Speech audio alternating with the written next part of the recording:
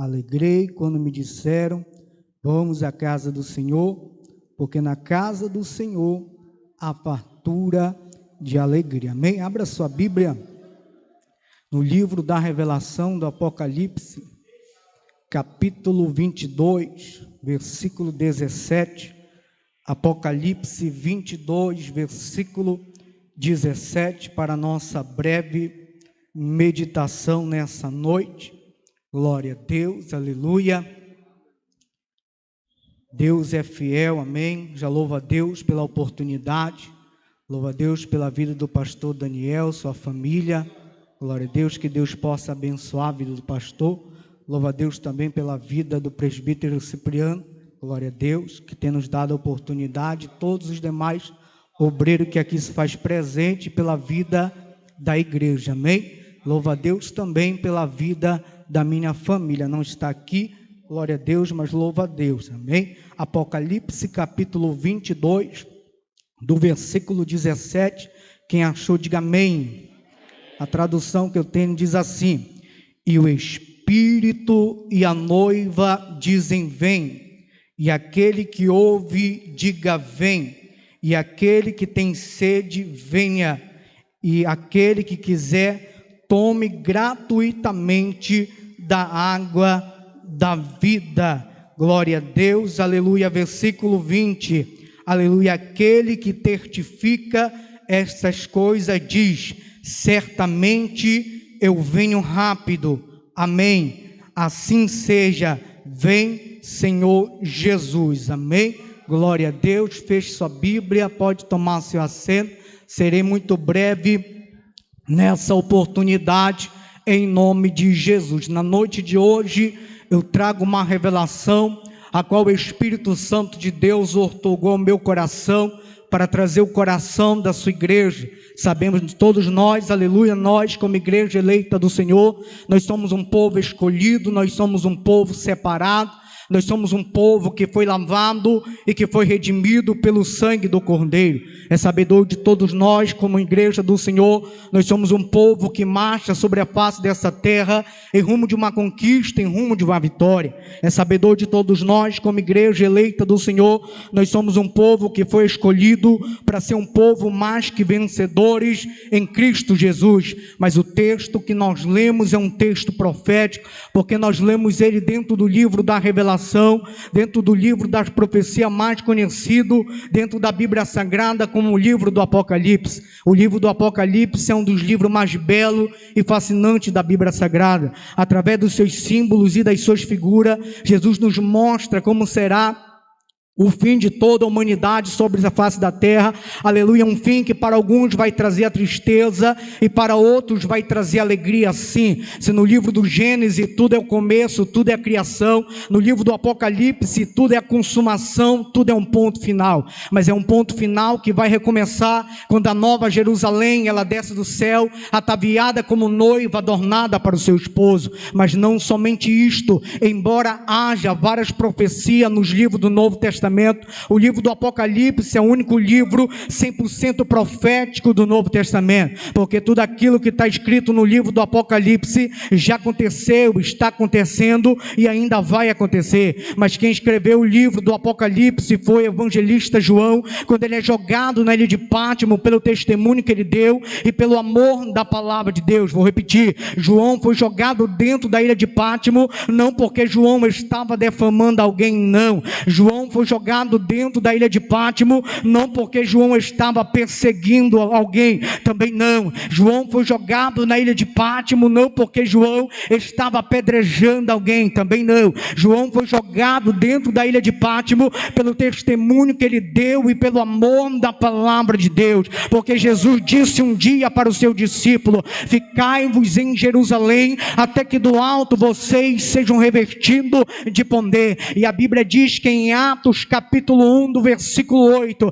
o Espírito de Deus desce sobre a vida da igreja, e Jesus, a Bíblia diz, aleluia, e eis que vocês receberão poder, aleluia, para vocês serem minha testemunha, tanto em Jerusalém, Judeia, Samaria e até os confins da terra. A palavra testemunha no original significa mártir ou martírio. Irmão Roger, o que é um mártir? É alguém que morre defendendo uma verdade. Diz a história que um dos primeiros martírios da igreja foi o jovem Estevão. Morreu defendendo a verdade do evangelho, morreu apedrejado, mas morreu pregando a palavra, morreu confiando na palavra, não negou a fé, aleluia. Quanto mais pedrada atacavam Estevão, mais Estevão abria sua boca para pregar a palavra de Deus. Quanto mais pegavam pedra para atacar em Estevão, mais Estevão pregava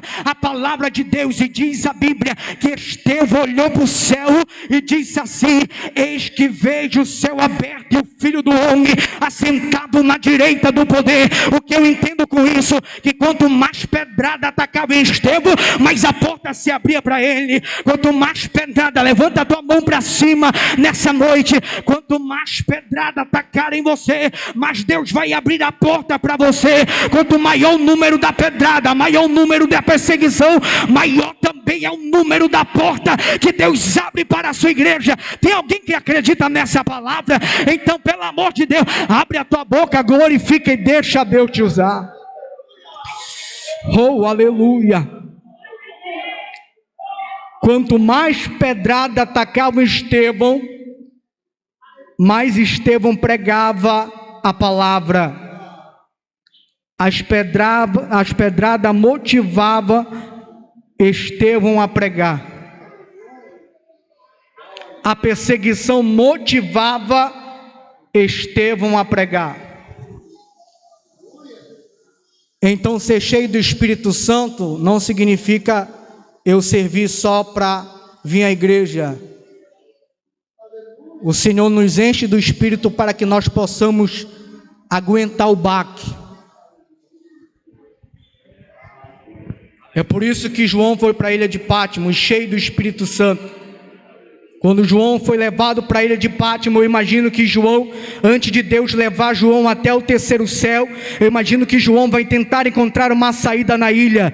Eu imagino que João vai andar para a sua direita, João vai andar para a sua esquerda. João não vai andar para frente, pastor, porque João sabe, se ele andar para frente, ele vai se deparar com água, porque a ilha ela é rodeada de água. Então, quando João não consegue encontrar a saída na ilha de Pátmos, a única saída que João encontra é dobrar o seu joelho e começar a adorar a Deus ali naquele lugar. E João nos conta que quando ele está de joelho dobrado, ele olha para o céu e acaba tendo uma visão no céu. E João acaba nos contando a sua visão, dizendo: e eis que vi uma porta aberta no céu, e a primeira voz que como de trombeta ouvira falar comigo, e disse: sobe aqui e mostrar-te-ei as coisas que depois dessa deve acontecer. E João diz que ele logo foi arrebatado em espírito, ou seja, o corpo de João ficou na ilha de Pátmos, mas seu espírito foi até o alto celeste.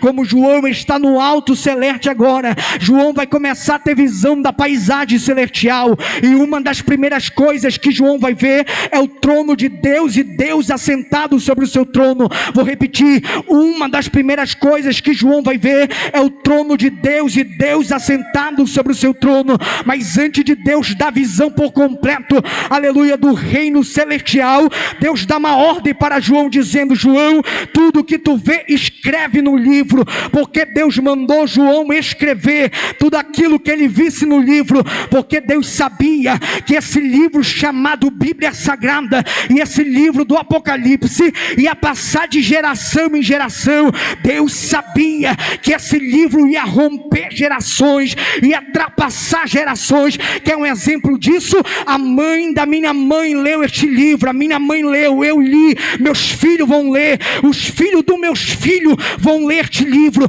porque verdadeiramente esse livro, ele tem ultrapassado e vai passar de geração em geração. Mas se você trouxe esse livro com você, eu peço que você venha segurar ele um pouquinho dentro das suas mãos, porque eu quero lhe explicar algo. Quem sabe você ainda não ouviu, e queria lhe mostrar algo, quem sabe você ainda não viu. Olha para mim nessa noite. A lógica diz que esse livro não sobreviveria, porque ele é antigo demais, para alguns é esquisito demais. Aleluia. A Bíblia em alguns países, aleluia, já foi queimada, escarnecida, ridicularizada. Acadêmicos zombaram dela, rei declararam a sua ilegalidade, e por mais de 1000 vezes a sepultura foi aberta e a Bíblia foi sepultada, e o canto fúnebre começou a ser entoado, mas por alguma razão a Bíblia não permaneceu na sepultura, ela sobreviveu. Ela não só sobreviveu, como ela prosperou.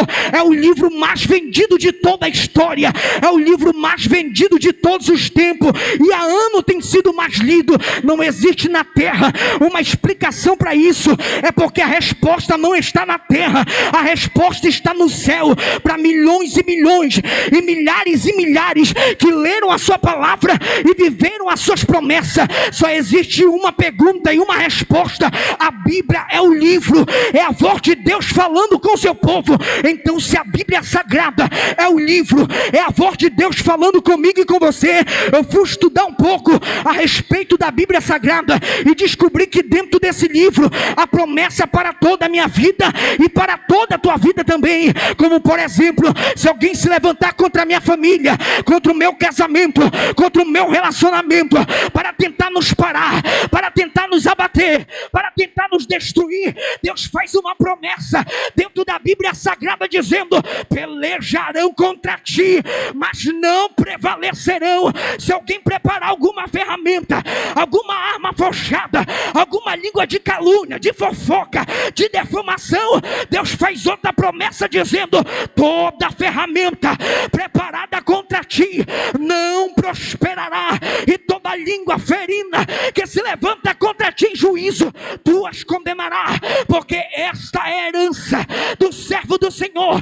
Ei, olha para cá nessa noite. Pode a macumbeira preparar o feitiço, pode o macumbeiro bater o tambor, mas está escrito: contra Jacó não há encantamento, contra Israel não vale obra de feitiçaria. Irmão Roger, mas se eu entrar na guerra, na peleja, no combate, eu vou ser abatido? Não, vai cair mil ao teu lado, 10 mil à tua direita, mas tu não será atingido. Olha para cá para você pegar a palavra, olha para cá para você pegar a palavra. Mas a maior promessa quem deixou foi Jesus, em João 14 dizendo: não turbe o vosso coração, crede em Deus, crede também em mim. Na casa de meu pai há muitas moradas, se não fosse assim eu não teria dito, pois eu vou preparar lugar, e quando eu for preparar lugar, voltarei outra vez e vos levarei para mim mesmo, para que onde eu estiver, estejais vós também. A primeira foi a promessa, irmão, foi tão forte, presbítero Cipriano, que Deus levantou um homem no Novo Testamento para relembrar a promessa de João 14. Que homem é esse, irmão Roger? O apóstolo Paulo, na carta de 1 Tessalonicenses, capítulo 4, versículo 16, Paulo vai relembrar a promessa de João 14, dizendo: e dado a palavra de ordem, o mesmo Senhor descerá do céu com alarido, com a voz de arcanjo, com a trombeta de Deus. Os que morreram em Cristo Jesus ressuscitarão primeiro, depois nós que ficamos vivos seremos arrebatados e encontraremos o Senhor nos ares. Se a promessa do arrebatamento acontecesse hoje, se a trombeta tocasse agora e algumas pessoas subissem, fosse arrebatada da cidade de Colares, eu sou o primeiro. Cadê o segundo? Cadê o terceiro? Cadê a igreja que acredita ainda no arrebatamento? Cadê a igreja que vai ser arrebatada? Ei, irmão, te prepara, porque a qualquer momento a trombeta vai tocar.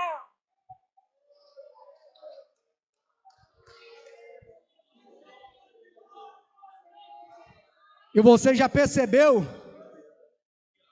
que a palavra arrebatamento está ficando escassa dos púlpitos? Ninguém quer pregar mais sobre arrebatamento. Nós estamos tão apegados nessa terra que ninguém pensa, a maioria quase não quer pregar mais sobre arrebatamento, e não se ouve mais acerca do arrebatamento da igreja, a escatologia do arrebatamento. Irmão, preste atenção na palavra: homem, mulher, jovem, criança, aleluia, vai soar na notícia, vai sair na internet, vai sair no YouTube, no Kawaii, no Instagram, no Facebook, vai soar notícia que a trombeta tocou e a igreja foi arrebatada. O repórter vai ter que pegar o microfone, aleluia, o cameraman vai ter que apontar a câmera para ele, e o repórter vai ter que abrir a boca para dizer: notícia das últimas horas, milhares e milhares de pessoas sumiram da face da terra. Foi feita a contabilidade e os números das pessoas que sumiram foi dado àqueles que eram servos de Deus, aqueles que eram nomeados como igreja, aqueles que faziam barulho na segunda, aqueles que faziam barulho na sexta, no domingo. Eles não estão sobre a face da terra, eles sumiram. A igreja, ela foi arrebatada. Alguém vai pensar que é fenômeno, mas não é fenômeno não, irmão. Foi Jesus que tocou a trombeta, foi a promessa que se cumpriu, porque Jesus arrebatou a sua igreja. Agora pega na mão da pessoa que está no teu lado, fala para ele, fala para ela: e aí, vaso, está preparado para o arrebatamento? Aleluia, está preparado para subir, porque a trombeta vai tocar.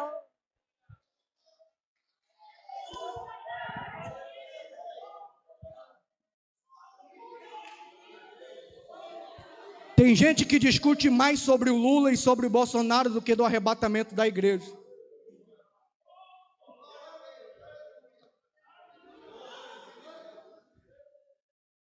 Tem gente que está mais preocupado quem vai assumir a seleção do que com a palavra.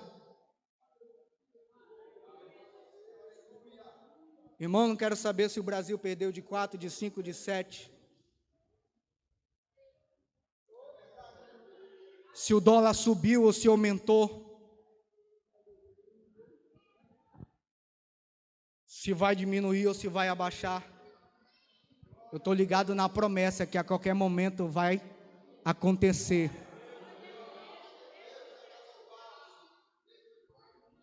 Vou contar um testemunho para você aqui, 9 horas eu vou encerrar essa mensagem. Estava eu dentro da minha casa, porque eu prego lá também, o maior púlpito de todos os pregadores é dentro do nosso lar. Estava me arrumando para ir para a igreja. Olhei para minha esposa e disse assim: aí filha, você vai? Ela disse: não, hoje estou desistindo. Aquilo me impactou, sabe, irmão?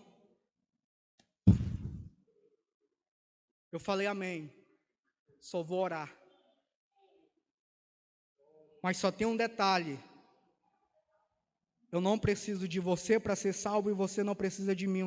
A salvação, ela é indivíduo. A salvação, ela é indivíduo.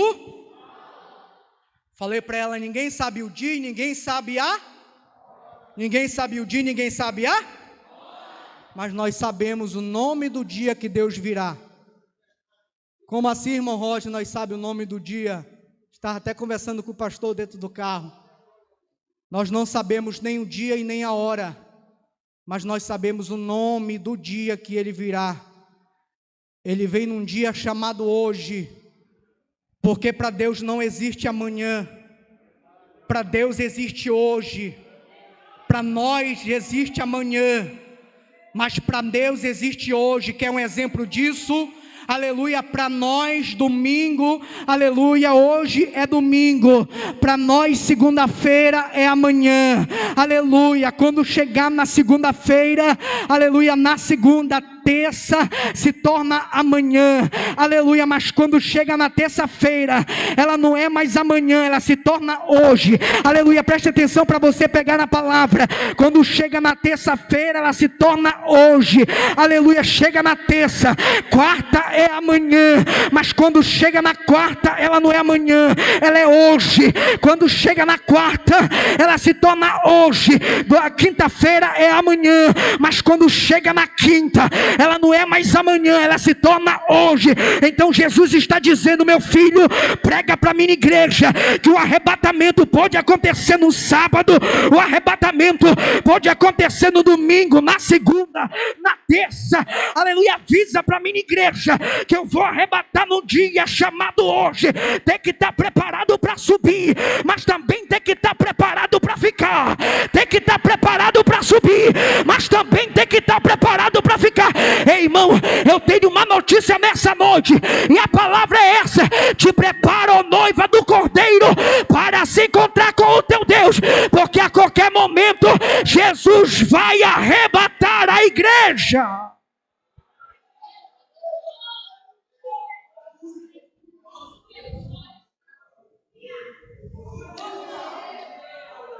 A palavra não é de Santa Ceia, mas já pregava o apóstolo Paulo: analisa-se o homem a si mesmo. Fecha os teus olhos rapidinho, faça uma reflexão aí. Se fosse agora,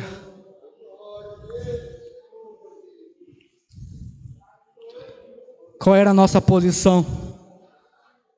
Pelo lado de dentro ou pelo lado de fora? Jesus nos dá um sinal da tua vinda. Lá vai. O reino dos céus será semelhante a 10 virgens, que tomando as suas lâmpadas saíram ao encontro do seu esposo. 5 delas eram prudentes e 5 loucas. As prudentes levaram azeite nas suas lamparinas, aleluia, mas levaram azeite também de reserva. Mas as loucas levaram azeite nas suas lamparinas, mas não levaram azeite de reserva. E a Bíblia diz: mas tardando o noivo, todas adormeceram, todas dormiram, tanto prudente como louca. Quem era prudente dormiu, quem era louca também dormiu. Mas um detalhe que separa prudente de louco: a Bíblia diz, aleluia, que perto da meia-noite ouve-se um clamor. Aí vem o esposo sair-lhe ao encontro. A Bíblia diz que quando elas ouvem o grito, o clamor, a Bíblia diz que elas tornaram do sono e prepararam as suas lamparinas. As prudentes, aleluia, viram que as suas lamparinas estavam se apagando. Elas pegaram a reserva, colocaram o azeite de novo dentro da lamparina, e o fogo começou a fumegar cada vez mais forte. Mas as loucas não, elas viram que o fogo da sua lamparina estava se apagando. Elas correram para as prudentes, bateram na porta e disseram assim: ei, dai um pouco do vosso azeite para nós, porque a nossa lamparina está se apagando.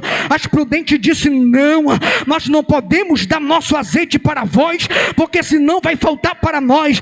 Vocês saem até aquele que vende e comprai azeite para vós. A Bíblia diz que saindo as 5 loucas para comprar azeite, chegou-se um noivo, pegou as 5 virgens prudentes preparadas. A Bíblia diz, aleluia, que ele entra para as portas e fecha a porta. Quando ele fechou a porta pelo lado de dentro, aleluia, a Bíblia diz que chegou as virgens loucas batendo na porta e clamando e dizendo: Senhor, Senhor, abre-nos a porta. O noivo grita pelo lado de dentro: em verdade vos digo que não vos conheço. Vigiai e orai, pois não sabeis nem o dia e nem a hora em que o Filho do Homem há de vir. Irmão Roger, eu creio, vou conjecturar aqui, usando a Bíblia Sagrada, sagrada que as 5 loucas tiveram outra fala, outra frase.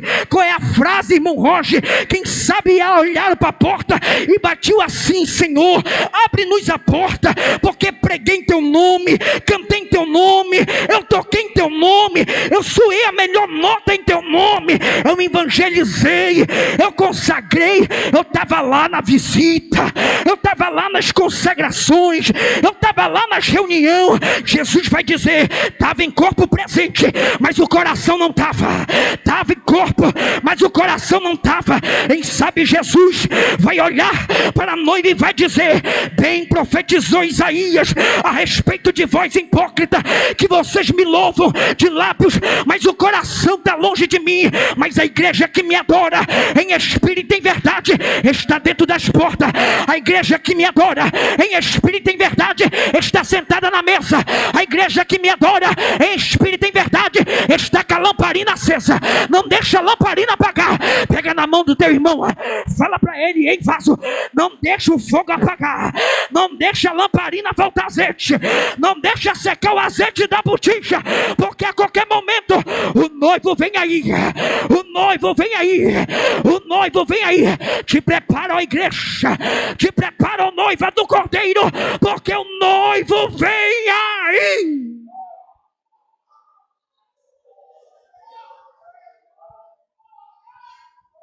Aí eu posso me arrumar todinho aqui, ó. E lá para frente do meu espelho.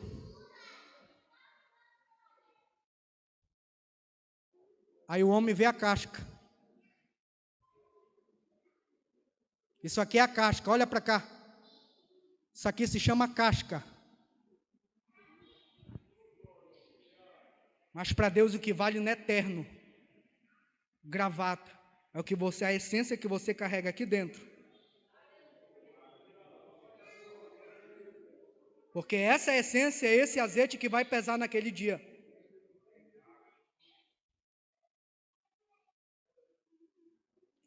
O corpo é a vestimenta que veste a noiva. Quem é a noiva? A tua alma.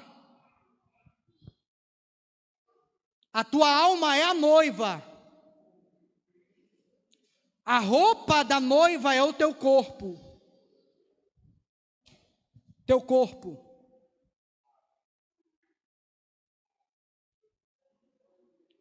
E o azeite e o fogo. Fala de uma virgem pura, de uma mulher pura, 5 virgens, 5 loucas. Onde está a pureza? Pega aqui. A noiva é a nossa alma.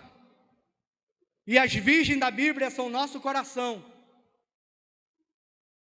Quem subirá ao monte santo do Senhor e quem estará no seu lugar santo? Aquele que é limpo de mão e puro de coração, que não entrega sua alma à vaidade, não jura enganosa. A noiva é a alma, a virgem é o coração, e a palavra é a lâmpada.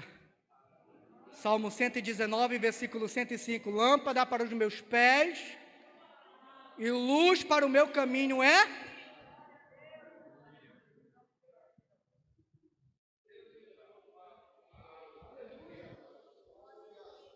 Lâmpada para os meus pés e luz para o meu caminho é a tua. Aí olha eu no domingo, pego o meu celularzinho,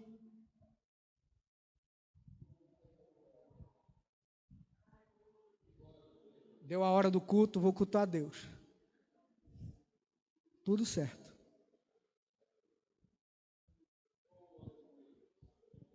Mas quando a trombeta tocar, ficamos de pé nessa noite.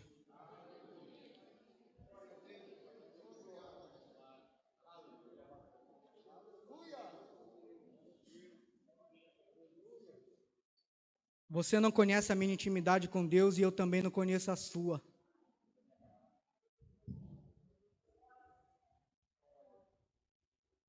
É por isso que no período de ceia se lê a palavra, analisa-se o homem a si mesmo. Ninguém pode analisar a vida de ninguém, irmão. Nós mesmos temos que se analisar.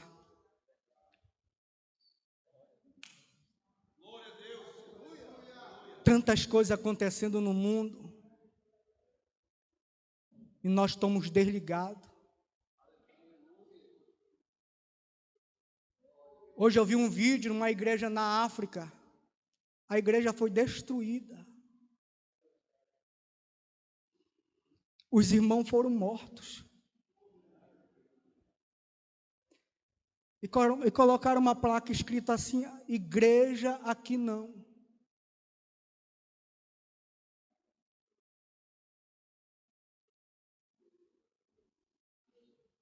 Enquanto nossos irmãos estão morrendo dentro da África, tem muitos irmãos que estão se degladiando.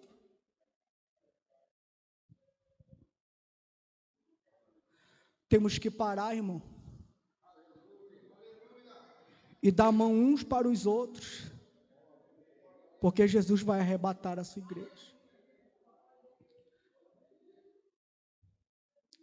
Essa foi a mensagem de Deus.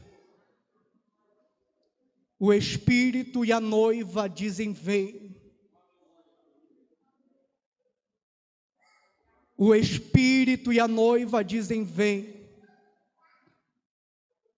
Perceba que o sentimento do Espírito é o mesmo sentimento da noiva. Qual é o sentimento dos dois? Se encontrar com o noivo. Temos que estar preparados, porque a hora vai acontecer e nós não sabemos o dia. E eu agradeço a minha oportunidade.